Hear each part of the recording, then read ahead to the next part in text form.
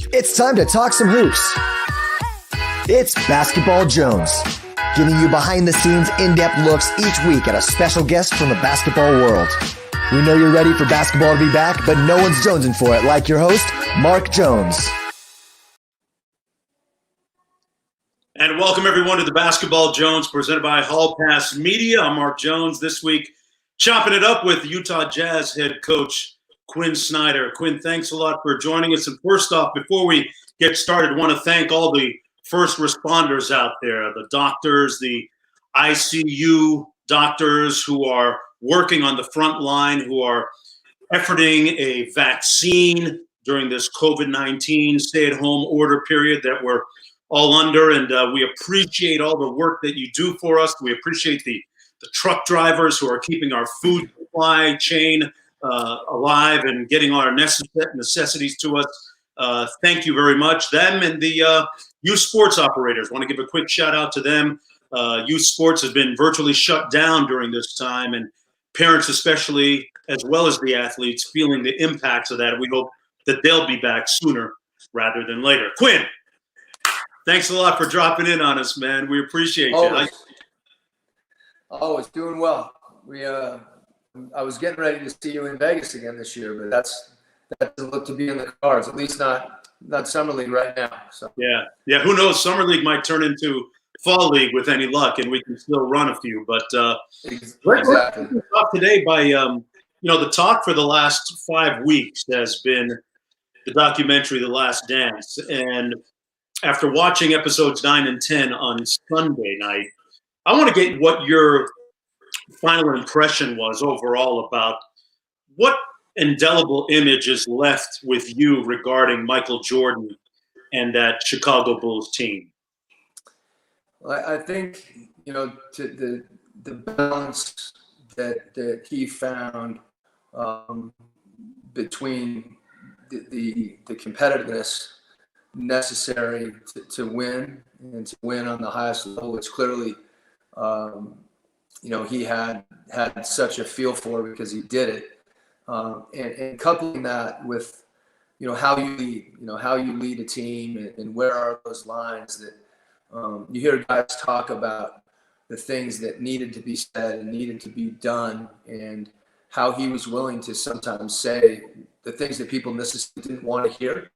But in hindsight, you look back and I think that, you hear his teammates talk about how essential that was in many respects. And it also struck me that there were a number of times when he referred to kind of the evolution of their team and the evolution of the program from the time that he first got there, right, and all the things that he went through personally and not by himself per se, but the distance teams they had to get through, the adjustments that he had to make, and it finally culminated. It just didn't happen overnight. There was an investment that happened over a period of time to form the foundation of that team that was able to win, and then to have it happen again.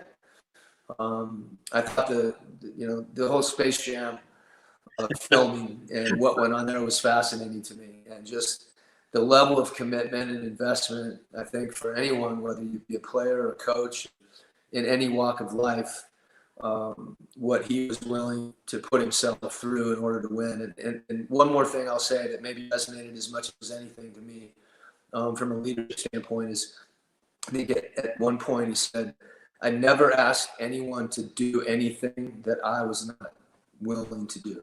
Right. And to me, right, the credibility and the commitment associated with that is just undeniable. Yeah.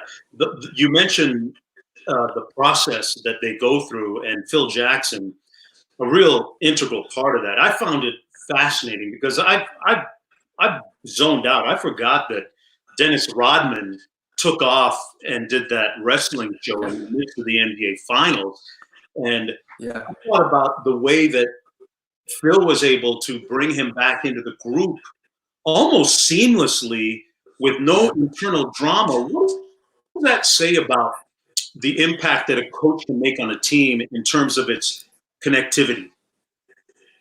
Well, it's the ultimate, in all the different personalities. You see it on the court as far as guys' roles and how a team gets molded, and then it's great for us to be able to see the things that happen off the court, in the locker room, on the bus, all those different moments where teams get shaped. And I think the thing that you never know, I don't think Coach could have anticipated that. Those situations are so different in so many ways. Every season provides different challenges, but I think the ability to adapt is, to me, the thing that you saw. And who knows what you're adapting to? That's obviously one of the most unique things you could think of. But even the way that they adapted year to year from a motivational standpoint, what they were trying to do, and some of the players changing, and just understanding how you coach everybody differently, and every year, and that sometimes you think, well, I had that player last year, but a lot of times you may coach them differently the following year, because life's not static and a team is static, and it's almost a living, breathing thing. When you have a team that's comprised of some different players year to year, and over time, and being able to kind of find that pulse of a group. Nobody was better at that than him, and we got to see it close. Yeah, the entire spiritual element of his approach to galvanizing a team, I found fascinating, and it reminded me of some of the stories that some of his players told me during that time, because I was there for a lot of it, covering it. How it really kept those guys together. The times where they would sit in a dark room and do 15 minutes of meditation and practice their presence. Seeing Phil walk through the locker room with incense to, create the right vibration in his own terms, is something that, goes well beyond the sphere of X's and O's. And I want to ask you, as we wrap up the whole thing on The Last Dance, what have you ever used any kind of unorthodox methods along those lines? The mental approach, outside of the four lines of the court? I think, it's got to be authentic. And, there have been various times when I was coaching college at Missouri, and, we always try to come up with something, motivational. There was only a couple games a week. In the NBA, it's a little harder. But I can recall one time where there was a bunch of, I think we were at Kansas State, and we're in the locker room before the game, and there had been a couple articles that had been written that weren't, real too positive about our group. And then there was a box score that we had from the previous time that we played them, and we had a little metal garbage can, and put that stuff in there, kind of crumpled it up, threw it in there, and took some lighter fluid and dumped that in there. And then we got the match and threw it in there, and was like, and I think I had to play it off because I think I singed all my hair. I escaped unscathed, but there was you try to come up with things that matter, and in the NBA it's a little, I can't divulge stuff that we've done in the NBA yet because it's too current, so we'll have to wait a while to get some of that. But I think the main thing with that is you've got to believe it, and sometimes it's comedy too. I mean, just to give perspective and figuring out what guys want, what guys need, and sometimes levity as much as anything, if it's real, players appreciate. Yeah, and it's funny, you bring up a good point. It's got to be authentic and organic, because one thing's for sure, you can't fool NBA players. You mentioned Missouri as part of your basketball journey. Mercer Island, Player of the Year in Washington, Duke, playing professionally, coaching in college, the G League, the NBA, Russia, NBA as an assistant, then head coach. That's quite the itinerant journey when you look at your travels around the basketball globe. From LA with the Clippers in the beginning, CSKA Moscow, back to Atlanta, and then currently with the Utah Jazz. You've seen a lot of different corners of the basketball globe, Quin. Yeah. How have your travels, your width of experience, not just domestically, but internationally? How have they impacted you, the way you coach, your philosophy, just the way you see the game? Yeah.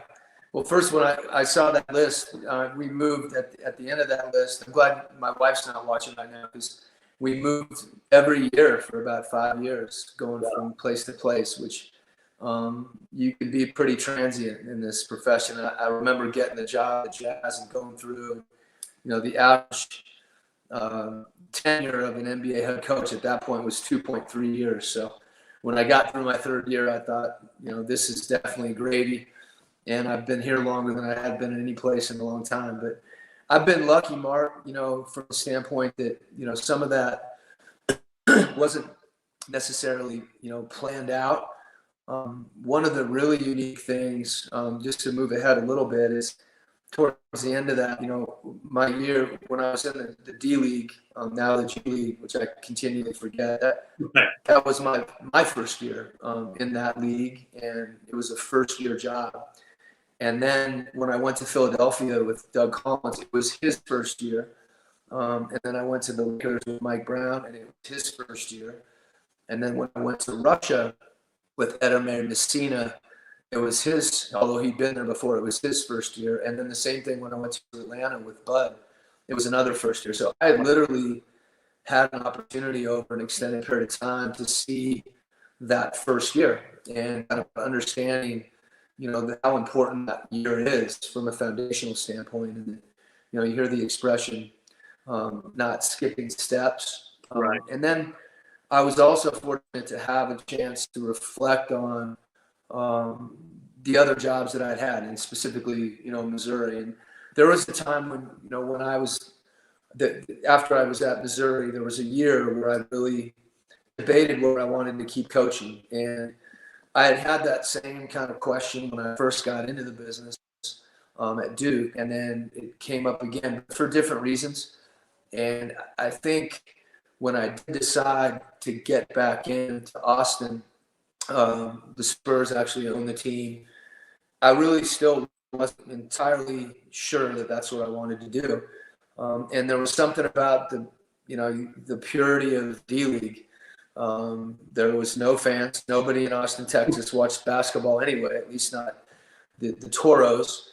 Dell Demps was the GM at the time. And, the best thing, I didn't have an office, which worked out fine for me. Everybody was always apologizing, Quinn, you need an office. I'd be like, no, So Dell and I used to meet Starbucks, that was the spot. But you start to really appreciate what you're doing just for its essence. And I was really, the years I spent there were formative for me at a later stage in coaching, and probably drew more from that. I used to tell RT, I think I have the best job because I get to be a head coach. I get to make mistakes. I know them, but no one else talks about them.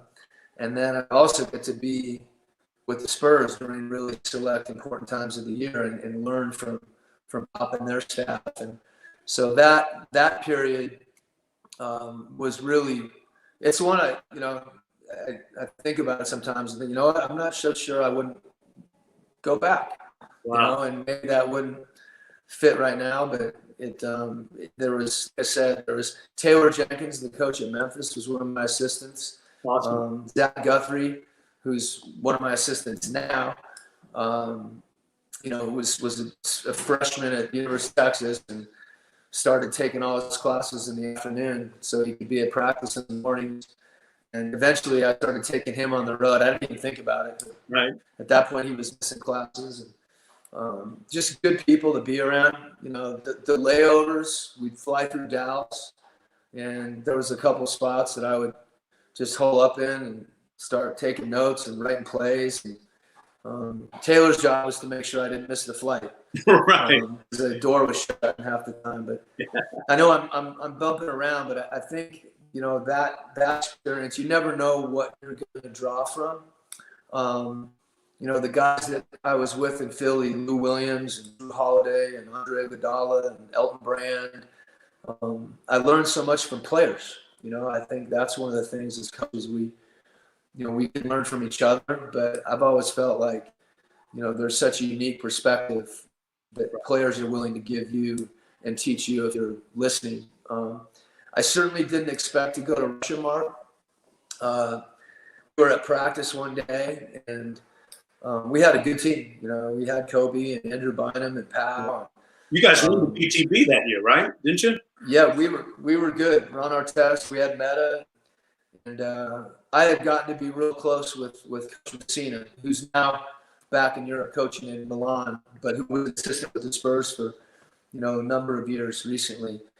We're in practice, and he kind of bumps me and he goes, "Quinn, what?" Because I had a romantic vision of Europe, and had really followed the EuroLeague, and there was a lot of stuff that I felt like didn't make its way across the water, except maybe Olympic years. Everybody would start watching, but you could learn so much from whether it was Finland or you're in Barcelona, you're watching all these teams. And he hits me, he goes, "Quinn, what do you think about going to Russia?" And I looked at him like, "What are you talking about? Like going to Russia?"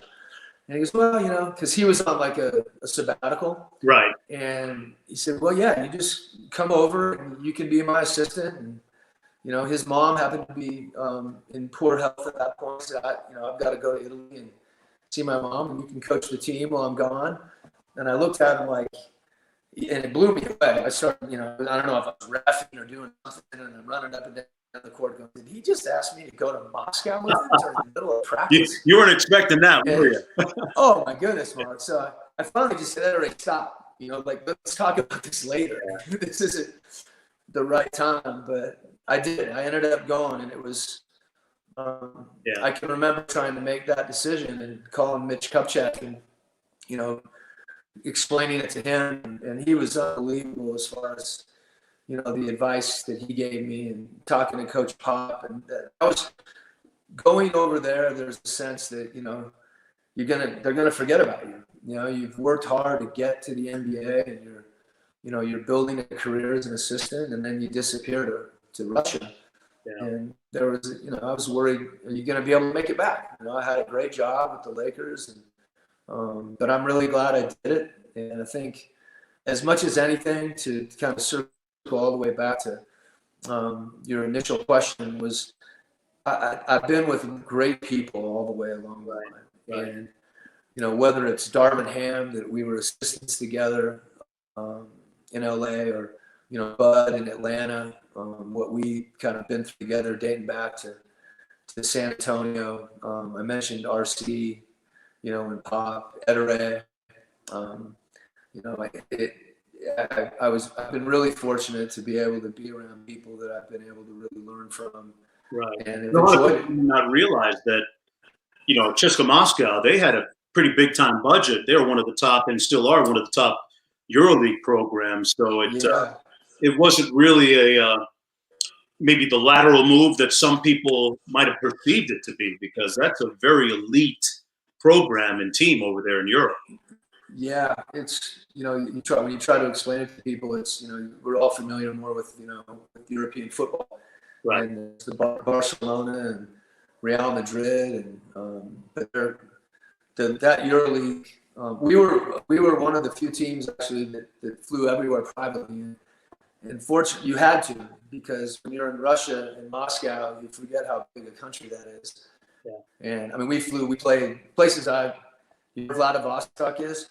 It was blowing my mind. We're playing basically in Korea, and I'm flying to Vladivostok, and then flying back to Moscow, and then flying back to Florida because my son is being born. There was so many rich experiences, but to your point, this was the first class club, and Trajan Langdon, who's a close friend of mine, who's in New Orleans now, played there for a while. David Vanderpool, who's an assistant in Minnesota. There's a lot of guys that had been through there as players and coaches, and really fortunate for me to have that opportunity.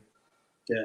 I want to back up a little bit. You touched on it, the time that you spent at Missouri. I don't know if you remember this, but I did one of your games when you were at Missouri with Steve Lavin at the time, who was my color analyst. Yeah. And I remember being at one of your practices, and you explaining to me that with your players and your player development program, that you basically had a catalog of different NBA players' one-on-one moves, and that you would teach your players the Iverson crossover, or the so-and-so spin move, or the so-and-so through the legs, and the Hardaway through the legs and crossover.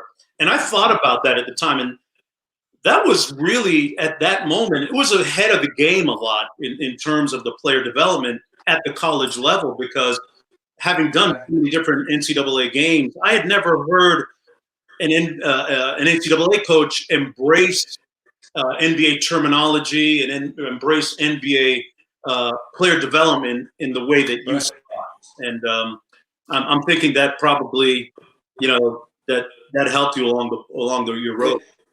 It was really it was a passion of mine, I think beginning when I was an assistant at Duke I mentioned Elton Brand and Corey McGee. We had some terrific players that came through there. And to me, the interesting thing, it gets back to the players teaching you. Right. That when you watch the game, really as coaches, you observe players. They may not be able to tell you, exactly. I think Steve Smith can tell you when he shakes his shoulders. But I remember showing Keon Dooling that. Right. Keon started to. He didn't do it on the baseline. He did it in midcourt.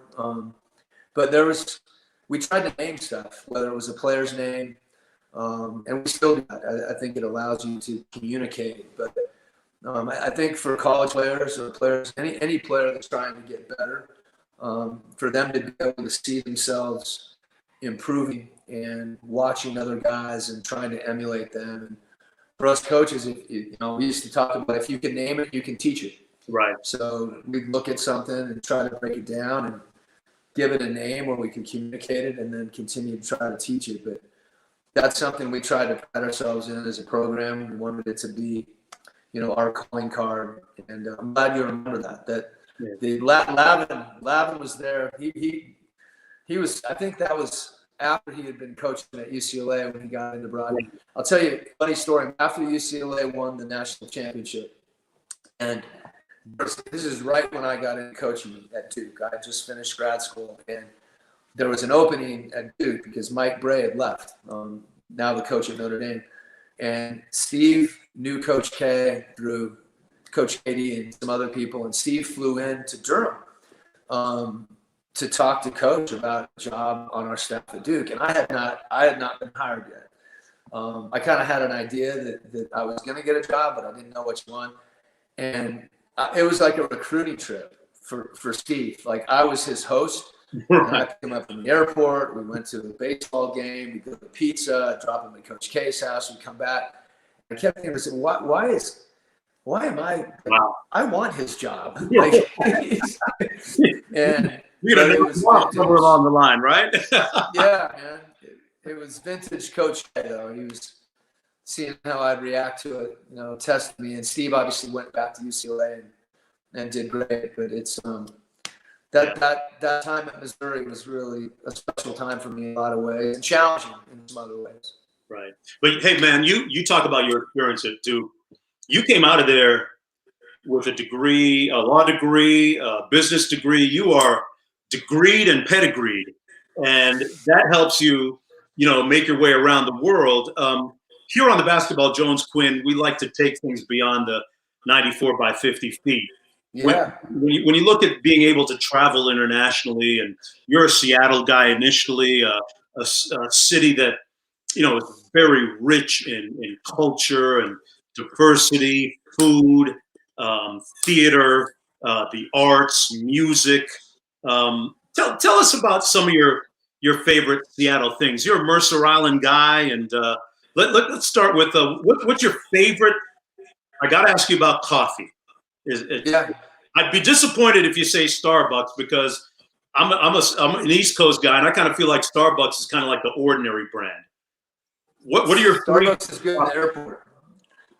Starbucks is good when you're in the airport and you want to have something consistent, right? Okay. And, this is an opportunity for me to plug my brother, and there's a specialty food store which also has a cafe right on First and Pike, right at the Pike Place Market, and the name of the store is De Laurenti. I should be wearing a De Laurenti t-shirt instead of the Albert Hall Pass Summer League. We'll spread the word. There you go. So he started out managing a couple cafes, a cafe called Corporazione Italian, and eventually there was a cafe right in Pioneer Square. So that's the bar for me, that cafe. But now he's no longer there. He's got his own store. In fact, they've been doing a lot of business online because the stores had to close down for a while now. But that would be, in fact, I've got the Italian Deruta right here that they used to serve. So part of the experience, right? Yeah, I mean, culture guy, man. Culture. Mercer Island, Washington. Now, we'll get into the pickup game scene in Washington, in Seattle, because I've been out there a bunch and guys have taken me to different places. So tell me, if you're an out-of-towner, you're just a dude looking to hoop a little bit. Right. The three favorite spots that one of the spots where I went to once was Green Lake.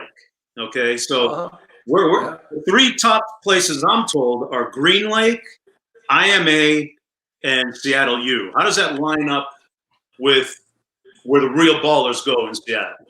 That's a pretty good lineup, and the IMA down in Washington, there's always great runs there.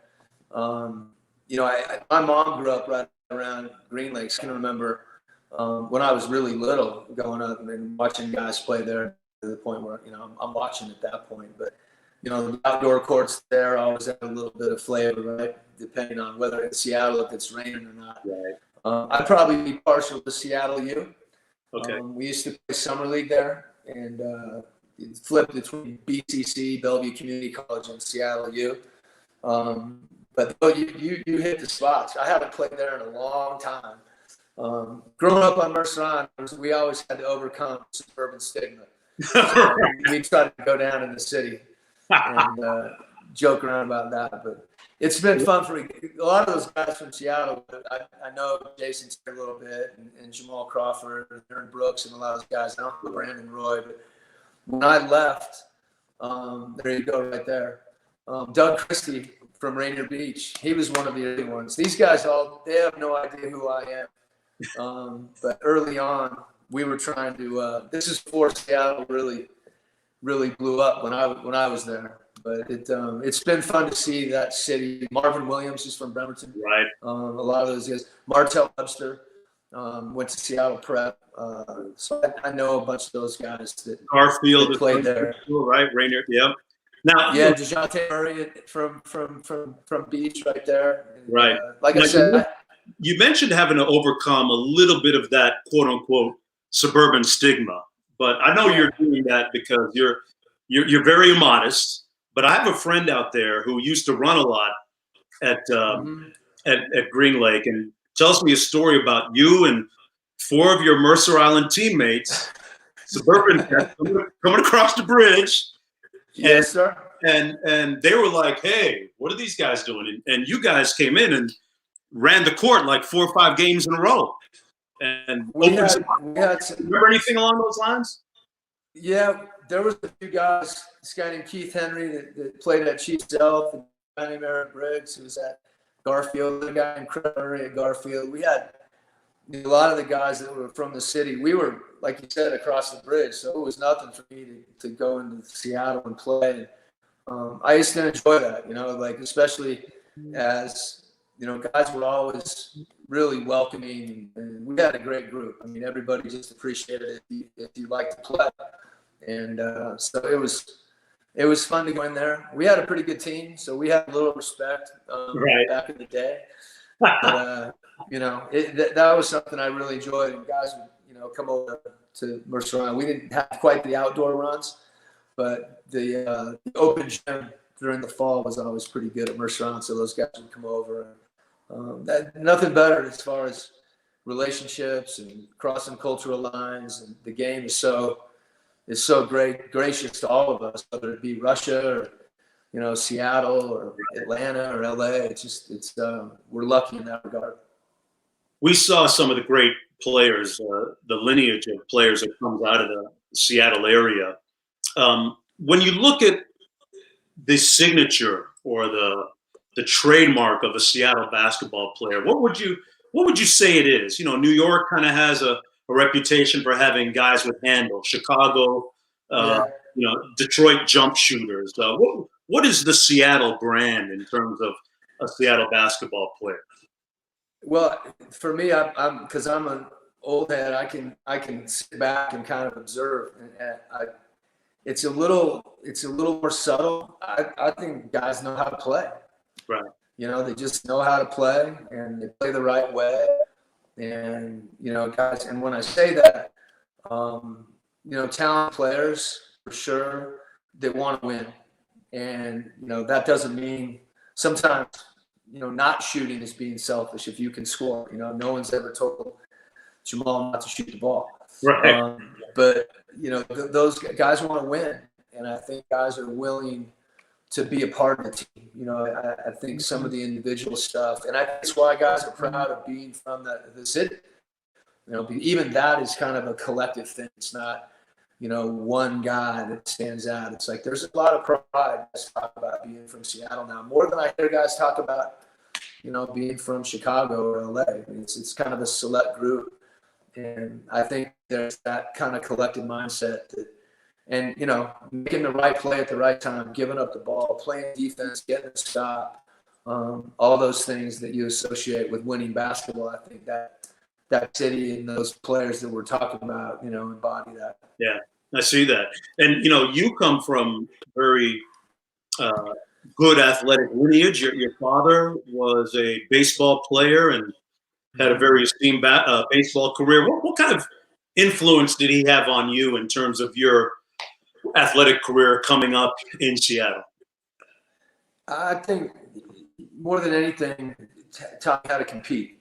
And, it didn't matter what, I played everything growing up until I got to high school. And my high school coach, Ed Peppel, who's one of the all-time winningest coach in Washington State, but he started like a summer league and a fall league. So that kind of trapped you playing basketball, which was okay with me at that point. Right. But yeah, I think my dad coached baseball for a number of years, and I didn't remember him as a player, but I remember him as a coach. And I think for me, I found he passed away this past year, and during his services, my brother and I were going through a lot of old things, and he actually had a lot of players that he had coached that came to the funeral and the service and everything. And it was really neat to reconnect with those guys because I can remember being like 6 years old, hanging out in the dugout. But we got our hands on some old practice plans, and it was pretty cool to see, the level of organization, the detail. And I remember him being tough. He was demanding, and I think that competitiveness, no matter what you were doing, what sport you were playing, just the attention to detail, whether I can't tell you how many times I was raking leaves when it was dark because I forgot a couple, or cleaning the car, and but there was a level, that was expected in the smallest things, and you begin to embrace that, as a person, and that's what I remember as much as him teaching me how to shoot or hit a baseball or do anything like that. It was just the competitiveness. Yeah, you mentioned competitiveness, and that brings me to another topic. I wanted to chop it up with you. Kobe Bryant. You coached him. You coached against him. He's transitioned. He left us much too soon back in January. But do you have a favorite Kobe Bryant story or a time that you remember being really kind of moved by his talent or his spirit, his competitive will? Yeah, there's, there was some people that knew Kobe longer and better than me, but I think like yourself and many others, he had a way of making an indelible impression. And regardless of how what the context was when you were with him, and he could impact you. And early on, before I was, I knew him tangentially, and when I got to the Lakers, I can remember we had a drill, and I had to hold the ball in the middle of the drill, and there's 4 guys around you, and you kind of show the ball and then go in and try to steal it from you. And I made some comment, or he made some comment about Duke, and I said something back or whatever. And the next, it was just, I figured, we're just talking, whatever. Next time I had the ball, he took his arm and just cracked me right over the forearm. I thought he broke my forearm. And I was like, oh my God, this is wow. So, okay, that gave me a little bit of perspective. And then, I was lucky because he was out for a few games, and he wanted to sit with the coaching staff. And I was positioned in the last seat, and he would sit next to me. And that's where we really kind of started to connect, because we watched the game and talked during the game. And it was that I think that being able to pick his brain on basketball and getting to know each other in a professional sense. And then as the year went on and later on, I can remember, talking about old movies, and he's banging out like Elizabeth Taylor and Cleopatra and all this Really? stuff. Wow. You start to realize this guy got a perspective in life that, is much broader than just basketball. His last game was against the Jazz, and I think one of those clips was up there. I think it was 61 he had, and I can remember, and I was talking to our staff before the game. I was like, we're going to double you every possession and get it out of your hands, and you're not going to. He's like, go ahead. We didn't double team him because that wasn't, we weren't, if one, it wouldn't have mattered, but it also wasn't, it wasn't the right thing. And he must have scored, I think, 14 points in the last 3 minutes, and, had that game. And it was, on a weird level, I was happy that a guy scored 60 against the team that I was coaching. So we did it. We did. Yeah. Actually, when we were in the playoffs a few years ago, we were playing the Clippers, and I can remember because we didn't talk all the time, but I text every now and then. He had I don't think he was a huge fan of the Clippers, Mark. So he had some ideas about how we should guard those guys, which was always fun. So crazy, man. He was a guy that gave us so much joy on the basketball court, and as I said, left us a little bit too soon. I want to jump around a little bit, Quin, and get back to one more thing that that really is at your roots, being from Seattle. Seattle's got a very kind of eclectic music scene that I've always been impressed with. And I want to ask you just a pop question. When you hit play on your playlist right now, what song comes up? You think? My brother's pretty good friends with Jeff Ament, who's the bass player from Pearl Jam, and that really through Brent Berry, who is friends with those guys. But to your point, I think it is an eclectic scene, and there's a lot of crossover between. I mean, in some ways, sport to me is a little bit like art. It's kind of living art, and there's, I think, people that you as much as anybody, you see how teams are molded and how players have artistic kind of affinities for the way the game is played or the things they do. So I've been lucky in that regard that a city like that, you're exposed to so many different things. Yeah, that's a great one. And I think about, from the Kurt Cobain, era, that kind of brought me back to the Last Dance, that kind of jarred that memory, and Pearl Jam, Sir Mix-a-Lot. Now Macklemore holds it down pretty good in terms of a little bit of a nice hip hop vibe for me. But just want to move on to what would you say to young players right now in terms of giving them advice, trying to make it in the NBA, even guys that you have on your team and working through this really unique set of circumstances we're dealing with right now? Yeah. I think there's all kinds of different ways to get better. If you're talking about kind of being on your game, whatever the kind of the social constraints we're dealing with right now, as guys think about, preparation and things like that, I would kind of go away from that. And, I think this is a time, some of the best players are the guys that have the most perspective.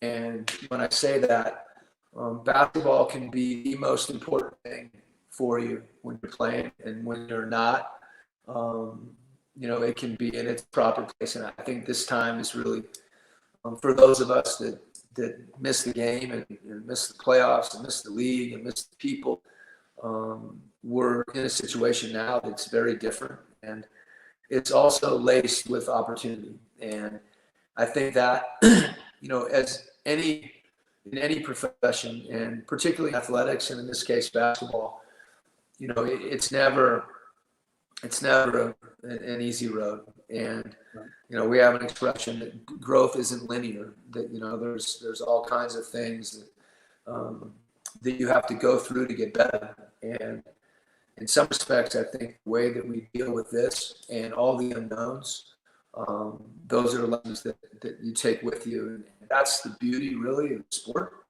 is that we're able to kind of live those things metaphorically. And, the perseverance and the persistence that's required to make it to the NBA.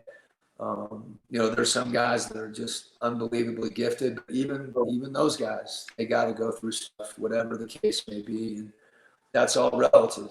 It's all relative. So makes you appreciate, the opportunities we do have with sport. But to me, that really was one of the reasons that I got into coaching, and one of the reasons I got back into coaching is that I felt like first I learned a lot about myself, and some of those lessons that you embrace and then you apply, but not just on the court. I think to the extent that I made a promise to myself, I just would not compromise. That can mean a lot of different things without going into too much of that. I felt like to the extent that you get, off kilter personally, that can take you the wrong way professionally. And sometimes the hardest decisions and the ones that seem to potentially be the least rewarding, because they're made from kind of an authentic place, and a place that you believe in, end up allowing you to overcome the most. And those obstacles, I think, that's what that's about, because we're all going to have, this is a huge one for our entire society. We're living it in our own little slice of the world, but it's real, and hopefully it's all something that we can take from it. Yeah, I think those are great words, and very insightful. I think the ability to really stay present, be in the moment at all times, and be where your feet are at all times will help us all. Yeah. Quin, thanks a lot for joining us. Before we wrap it up, yeah, remind everybody that the Sports Business Classroom will be coming up on Thursday. That's every Thursday. And on this week's show, we'll have the new look at broadcasts. We'll contemplate what it might look like when we get back to the games and how and where they might be called. That plus Pickup Game featuring our guy Seth Greenberg. That's every Monday right here on the Hall Pass Network. Pickup Game with Seth Greenberg, always a great cast of guests and thoughts. So with that, we will say goodbye. And Quin Snyder, I want to thank you for joining us. Thanks a million. We hope to have you again on the next edition soon on the Basketball Jones. I'm Mark Jones. We'll see you next week. Thanks, Mark. Take care, Jones.